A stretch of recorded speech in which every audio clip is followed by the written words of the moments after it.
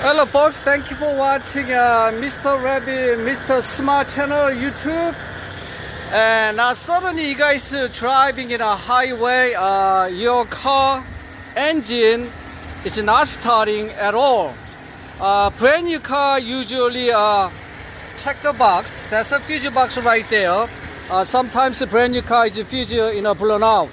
Now old car, your car is not starting.